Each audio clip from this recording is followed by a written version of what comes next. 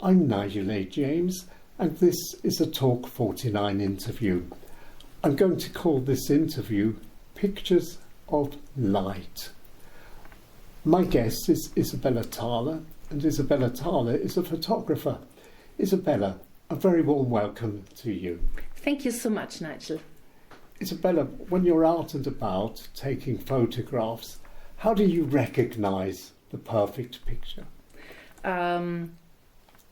When I go with my camera and I see an object, a building or birds or something like that, I'm always first looking a little bit, and I get into a flow, and that's very, very important for me to first to have like Verbindung, a connection to the motif, and then in the second way to take the photo.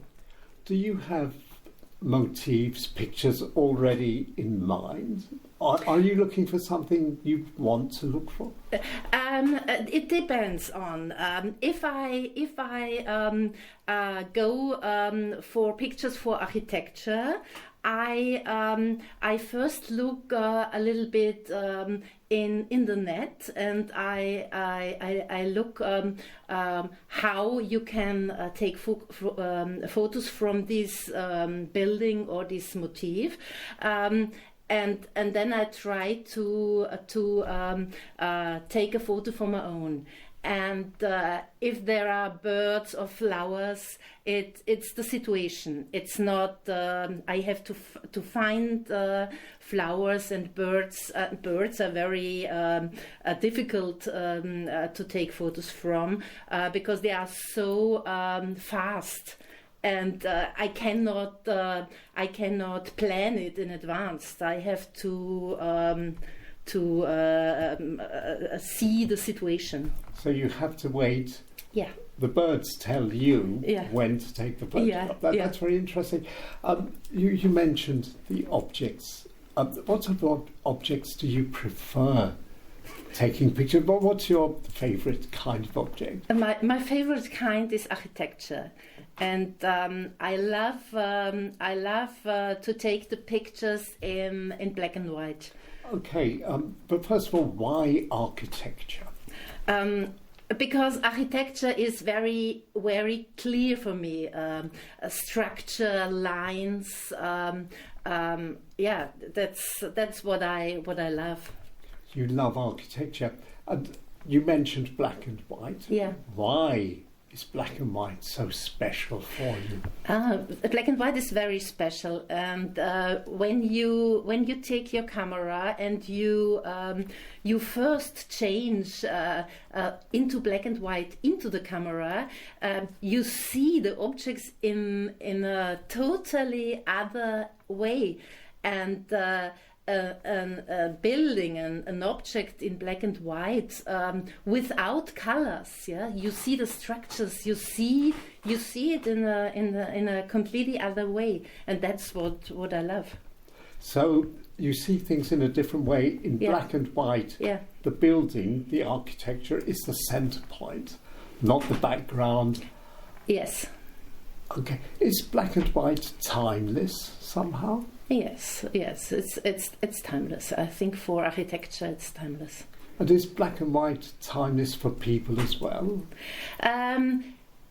I also tried street photography, and street photography, it's important to have people on the picture, and this kind of photography you can also do in black and white. It's very there are motion inside, and it's really it's great.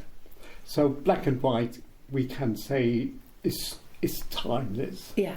Also with people. Yeah. You don't have modern colours. You don't have this and that. So the people are the centre of the pictures. But you can. If you do a street photography, you have always to take care not to have people on it and to see the holy face, because you will have a problem. Yes. And so I prefer time exposure to it's a little bit longer, a bit delayed maybe. Yes, a little bit delayed, and so you see the people a little bit blurred, a little bit blurred, and and so it's easier to take these pictures and post them on Facebook or Instagram, for example. Isn't a blurred picture somewhat disturbing? No, because the architecture and the buildings they are clear. Yeah, but what about the people? The people are a little bit blurred, and isn't that disturbing? No, it's not disturbing. It gets a little bit more emotion into the pictures. Years ago, you could do street photography with no problem. Yes. Nobody had a problem. Yeah. Why have things changed like this? Everybody's so sensitive now. It's because of the different laws in there are different laws in Austria, Germany, Switzerland, and it depends a little bit on the different laws you have there, and it's really necessary to take care. Because I have some of my friends, they posted pictures and then they get letters from lawyers. Oh, this is really, so it's best to keep them blurred so nobody can identify. Yes, it's the only way. And you mentioned black and white, and you mentioned cameras and setting up your cameras. Cameras are important. Is a good camera so important, or can you take a picture that's as good with a handy or a simple camera? A good camera is important, but the most important thing is to know your camera, because you cannot take a good picture without knowing your camera. Yeah. It's if somebody buys the newest one camera and he don't know about the technique and what's the camera can, it's not possible to take a very good photo.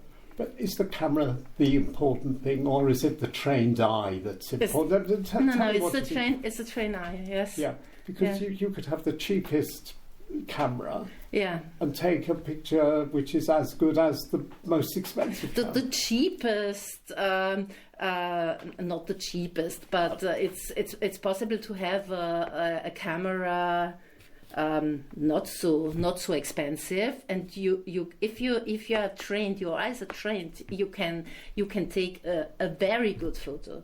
How do you train? How does one train one's eye?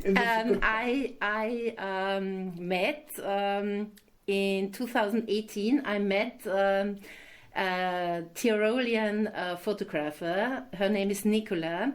And in 21, I started photo courses with her. She between Corona, she started with online courses.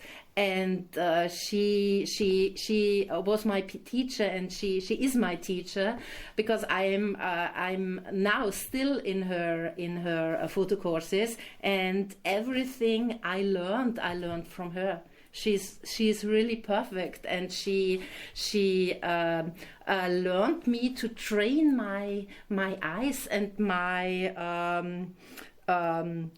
my angle of view. My angle of view, yeah.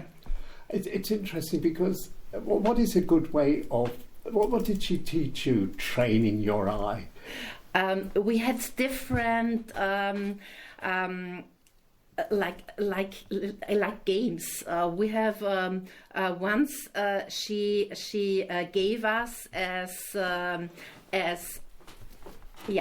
as homework.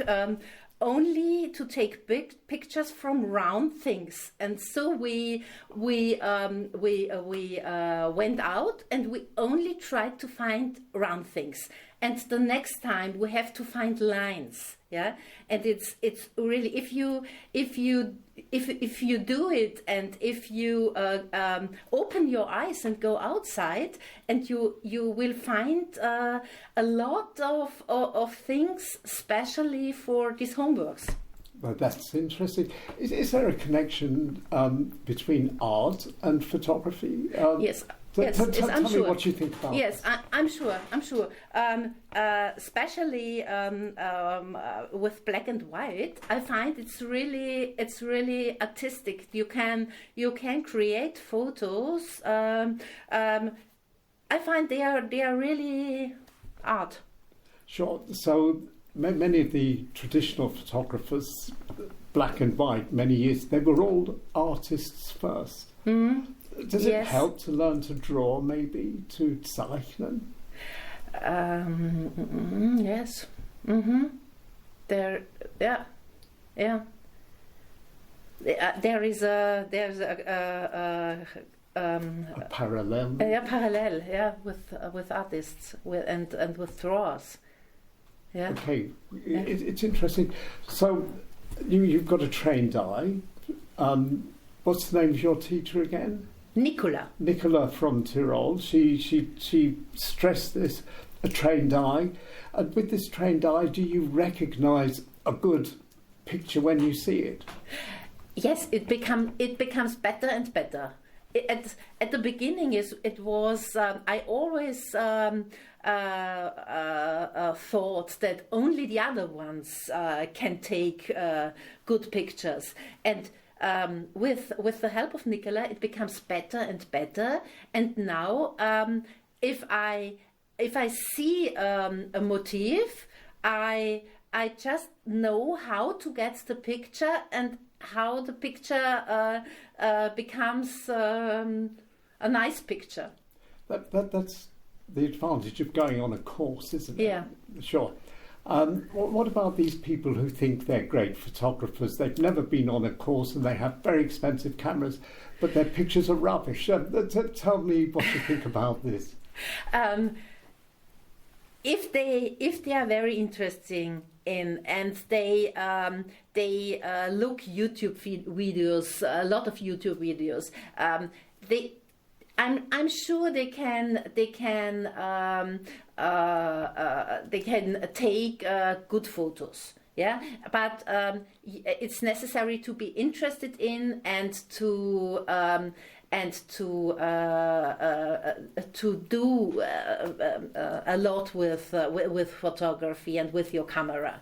Yeah, but for me,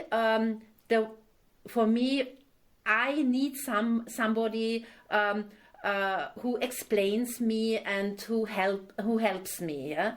And for me, Nicola was the best decision in my life. How did you meet Nicola? What brought you together? It was funny, Nigel. In 2018, I tried to find a photo course for my son Felix. And at this time, Nicola not only did photo courses online, but she also did courses in presence, in person.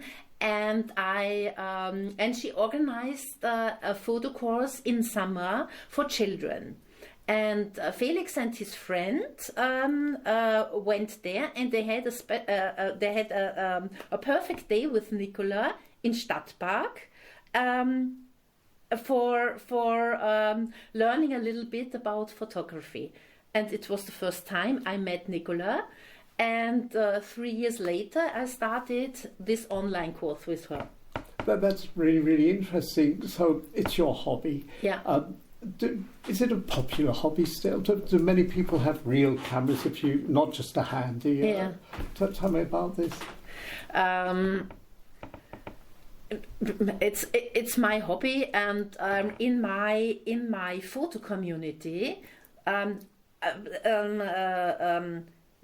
Nicola created a really big Facebook group, and there are more than 6,000 photographers inside, hobby photographers, and they came from Germany, Austria, and Switzerland. And it's really funny because a lot of them I met in the last 3 years, and for me it's important or very funny to go with them on photo walks and to take photos together. It's really nice, and a lot of them came in September to my exhibition.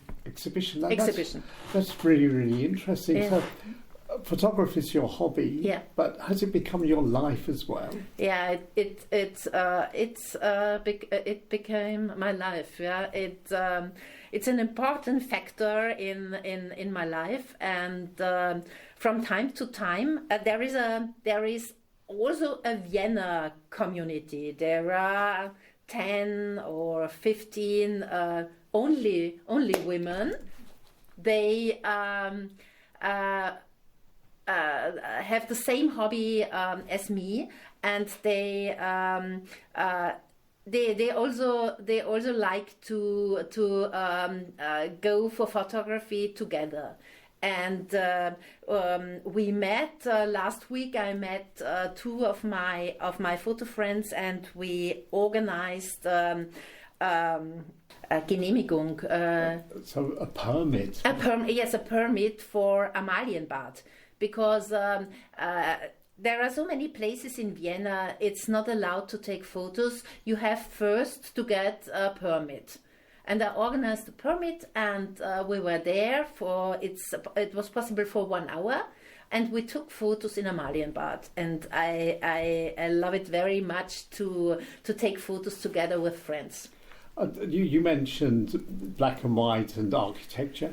Is there a photographer, a famous one, who influenced you? Maybe somebody else's work. Have you got somebody's work you look up to? There is a photographer, and I think he came from Netherlands. Okay. His name is Tintela, and he makes really great photos, and I saw photos from him, and but I find it's very difficult to make photos in his way, because you don't know how he is after photographing, how he is develop the photos. Oh, okay, so whatever, but your way is important for you, and you've got your own style. I think in architecture, yes. Yeah. Yeah. And they're black and white. Yeah, yes. I love black and white. If you can take the color out of the photo, but there are of course photos. They are so brilliant in color, so I let them colored. You leave them in color. Yeah, that's interesting. But everything has a beginning. Yeah, everything started. What was your first camera? Okay. I got my first camera, I think at the age of 10, 11, from my father. It was a Yashica, and I always loved taking photos. And when I was a little bit older, I was always asked by friends to take pictures at birthdays, later at weddings. I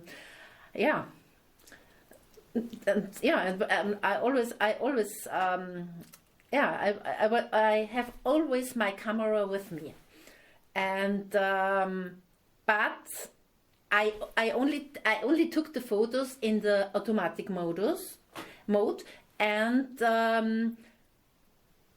I didn't take care about if everything is okay in the picture, yeah. But yeah. But now, years later, you've done a course and you do take care. Yeah. And what are your hopes, wishes, plans for the future with your photography? I told you I had my first exhibition in September, and perhaps I will do an exhibition again. I don't know. I have to take pictures in the meantime, and then if I have enough of them, enough good pictures, perhaps I will do an exhibition again. Exhibitions are very important. How often do you visit other exhibitions of photography? From time to time, I have the great chance to go often to Westlicht, because we live only 2 minutes far from Westlicht, and there are really great exhibitions there, and yeah. And I think there is another exhibition in the first district, and for a very famous Japanese photographer, and I will go there on Friday with a friend. A great Japanese photographer. What sort of pictures does he take? I don't know. So it's a surprise. Yes, I don't know. I have to. I want to go to the exhibition and to see his photos. Chance of discovery. So, is your hobby more to do with times of year, summer, winter, or are you always out and about with your camera? I always take my camera with me. Sometimes I come back at home and I didn't take any photo, but I sometimes, if I don't have my camera with me, I am a little bit sad, because as I saw something, and and it's a pity if I don't have my camera with me. Yes, I can understand that. What would you tell somebody who is interested in taking up photography as a hobby? And he has no idea. He's a newcomer. Exactly. Yeah. I would tell him to do first photo course, yeah, to know about the technique and the possibilities and the different kinds of photography you have, because there are so many kinds. You can be interested in architecture, in animals, and in flowers, in ICM. That's really, I don't know if you know it. It's intentional camera movement. Is a little bit artificial, yeah. But I love it too, yeah. But first, I think it's necessary to know your camera, and you do and it's better to do a course. I don't like the YouTube videos so much, because I cannot ask somebody. Yes, for me it's better a photo course.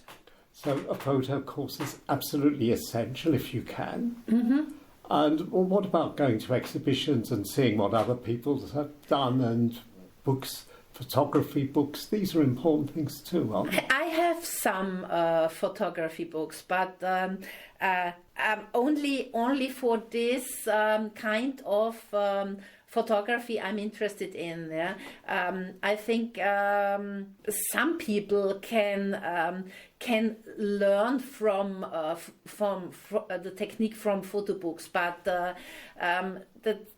that's not me. I need courses. Okay, and you need a good camera, and you need to know how to work the camera. So for you, photography is a very satisfying hobby. Yeah, it's really satisfying, and I'm really, if I take my camera and I go out and I look around, sometimes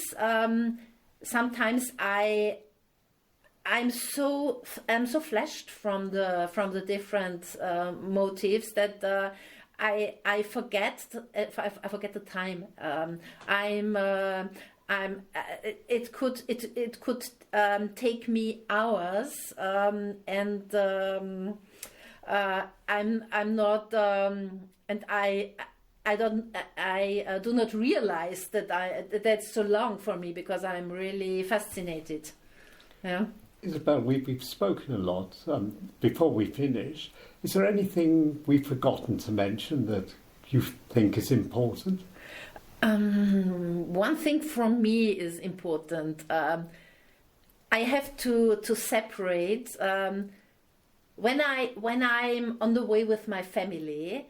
I don't take my camera, because these are two things for me.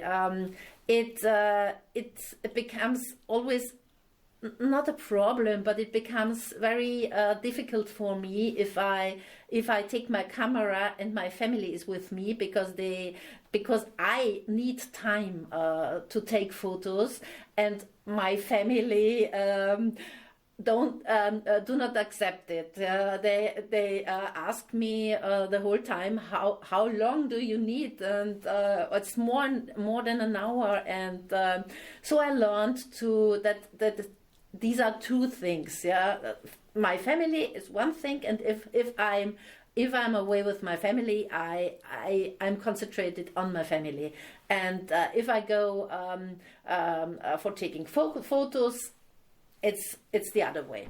So keep the two worlds separate. Yeah. Isabella Thaler, thank you very, very much for a very, very interesting, very short but totally great interview. Thank you very much indeed. Thank you so much, Nigel. Thanks. It was a pleasure. Thank you very much.